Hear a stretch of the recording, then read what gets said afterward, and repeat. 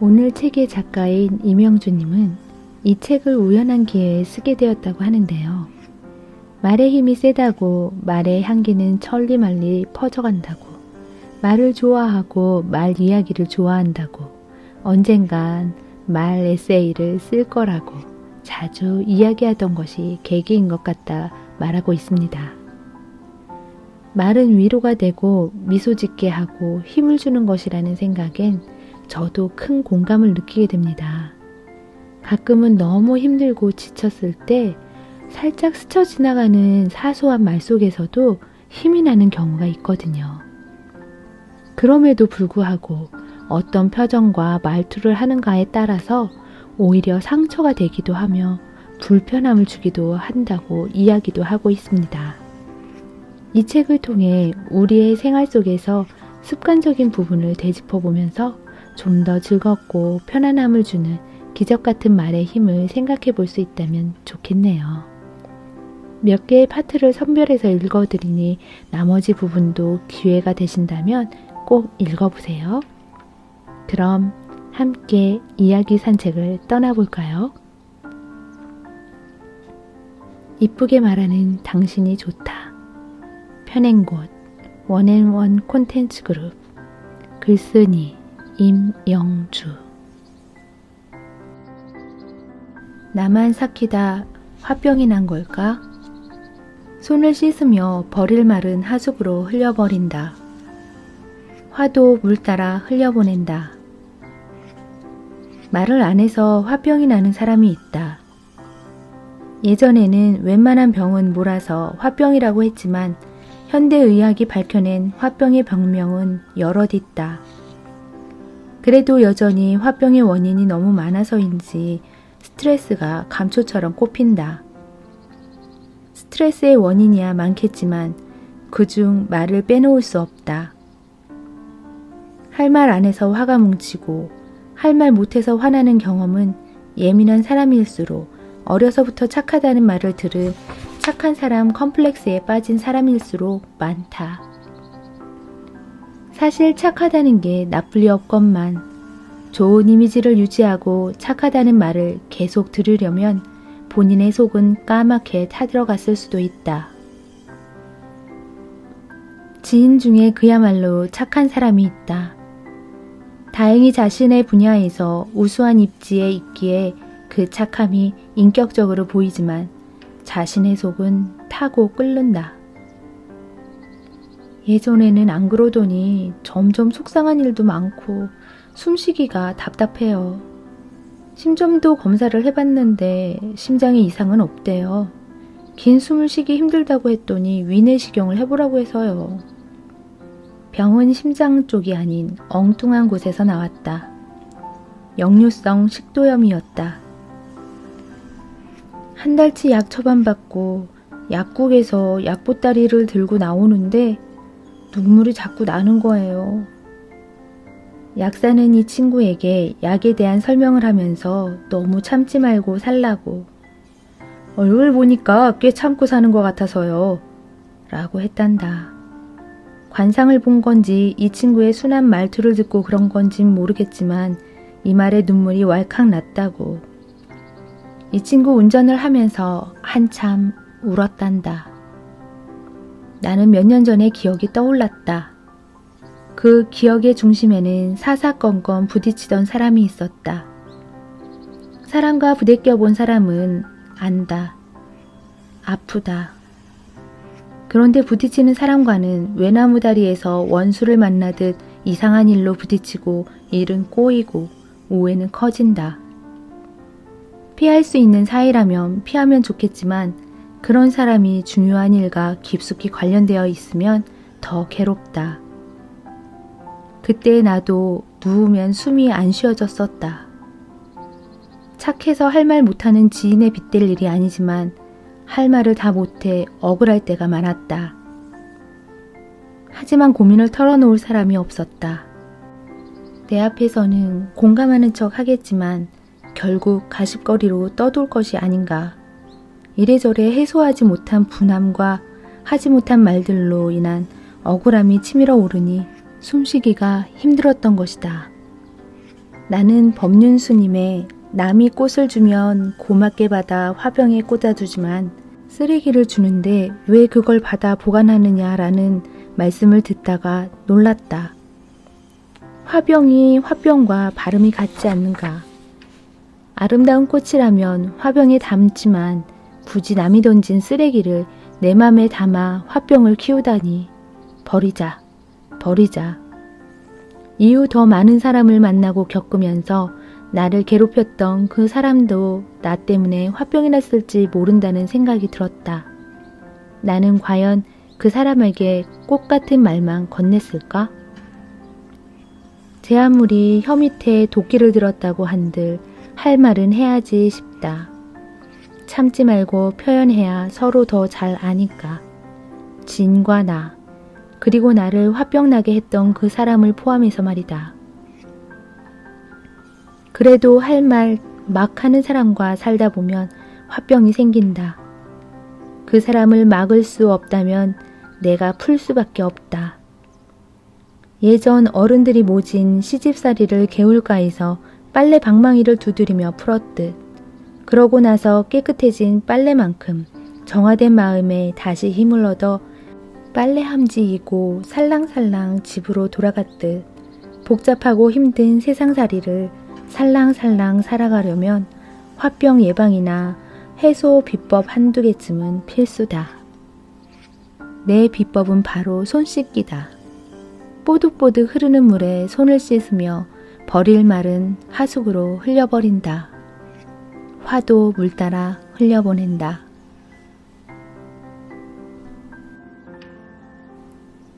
수다가 대수다. 수다는 대화보다 힘이 세다. 수다는 친밀감을 부르는 힘이다. 대화요? 대놓고 화내는 거 아닌가요?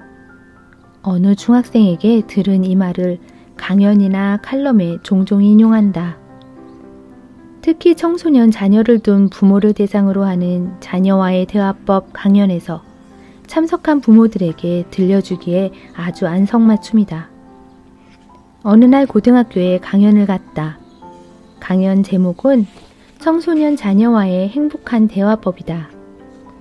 오프닝 멘트는 부모님들께 질문하는 것으로 시작했다. 자녀들과 행복한 대화 하고 싶으시죠? 네. 기대에 찬 대답이 들려왔다.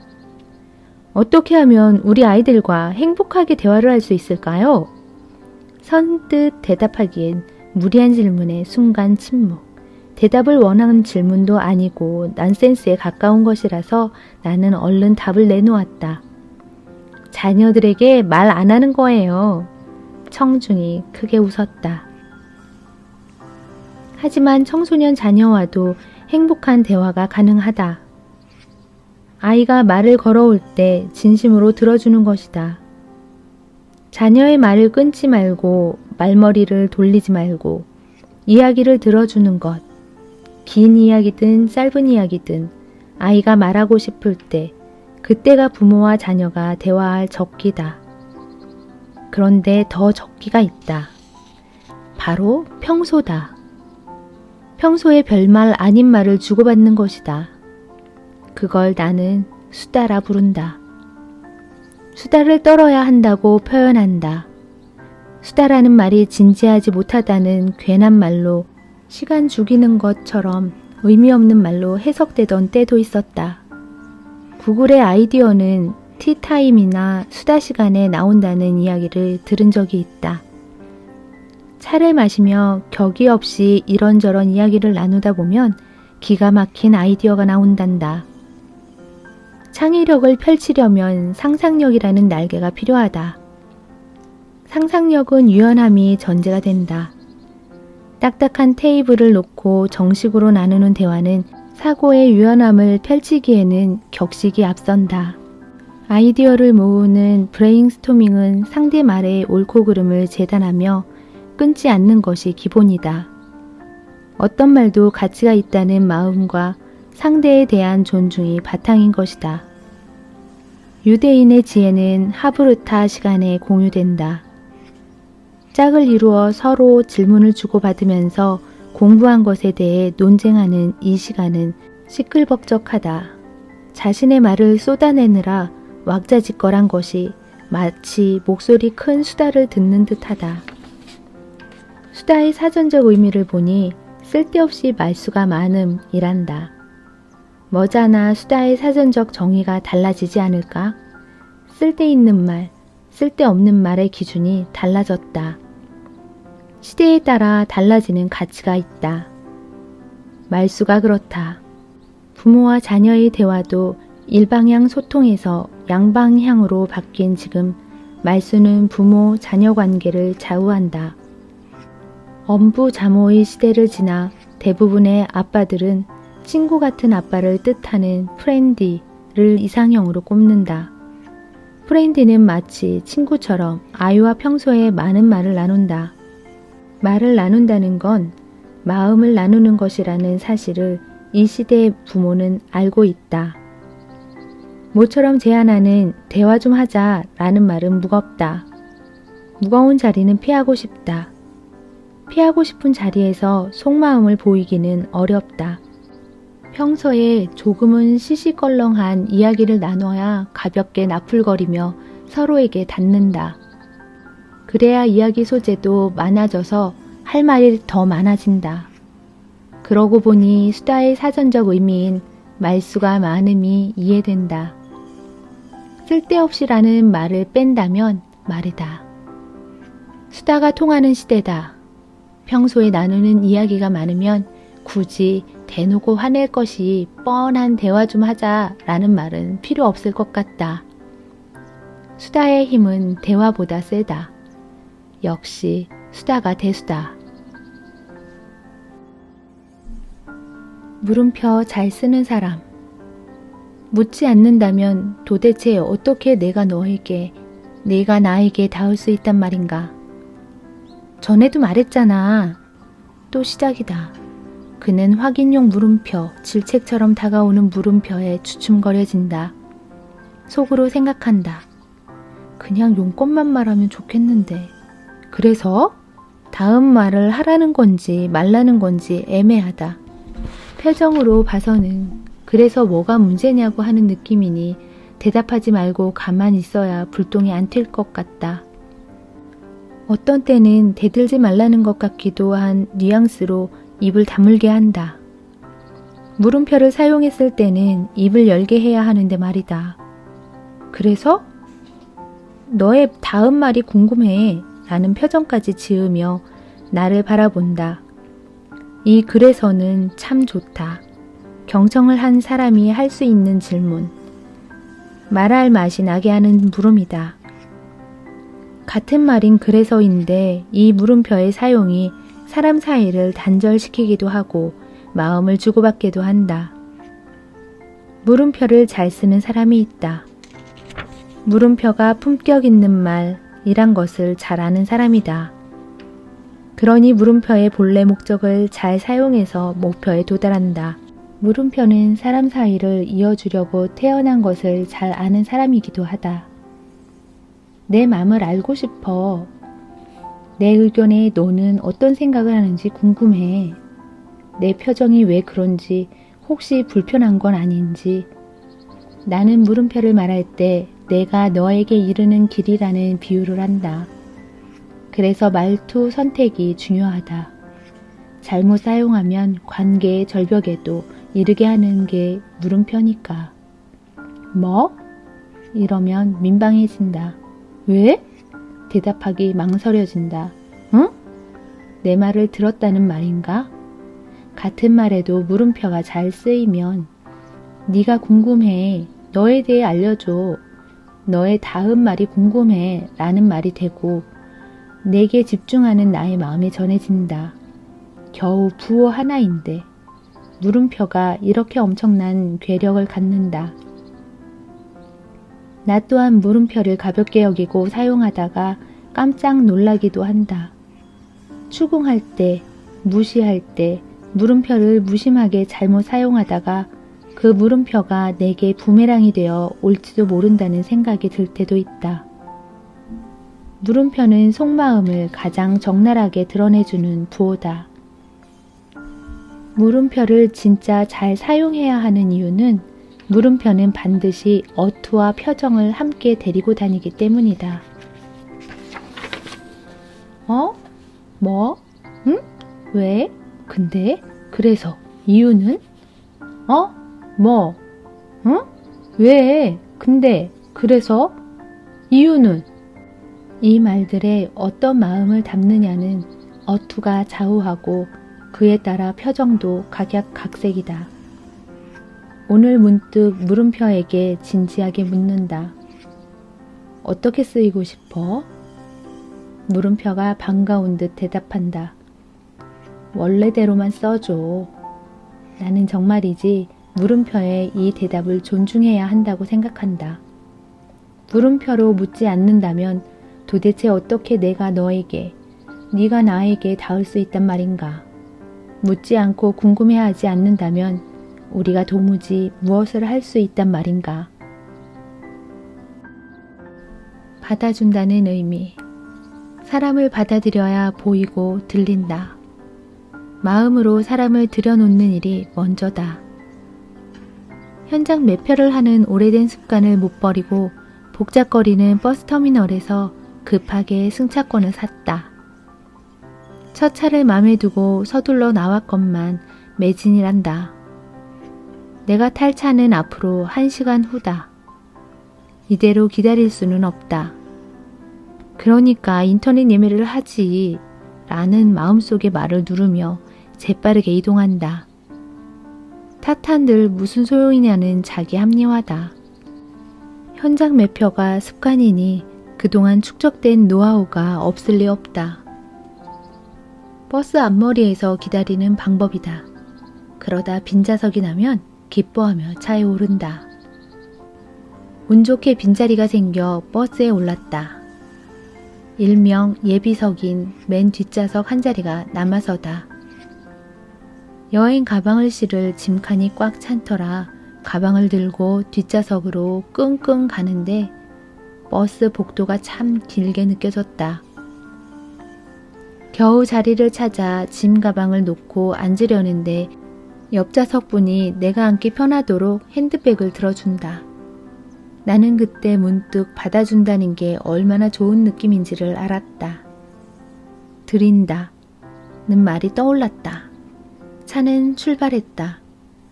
여유를 찾자 토요일 첫 차부터 붐비는 이유가 궁금했다. 짐을 받아준 옆좌석에 앉은 분이 말해주었다. 오늘부터 설악산 등산이 가능해요. 설악산을 포함한 국립공원은 산불 예방으로 2월 말부터 5월 중순까지 입산 금지였다. 그러다 등산이 가능한 첫 토요일이니 사람들이 몰린 것이고 그분은 한계령에서 백담사로 산행을 가는 중이라고 했다. 너무 설레요. 라며 웃는데 덩달아 웃게 될 정도였다. 설렌다는 말, 나도 전날 저녁에 한 말이었다. 쓰고 싶은 원고를 쓰러 원고 여행을 앞두면 나는 설렌다. 원고 쓰는 것이 설레는 게 아니라 단서가 꼭 붙는다. 쓰고 싶은 원고를 쓰러 갈 때다. 옆좌석의 그분도 설악산 등산을 앞두고 설렌단다. 어제까지 여름 장마 같은 봄비가 3일간 내렸고 그날은 맑게 개어 있었다.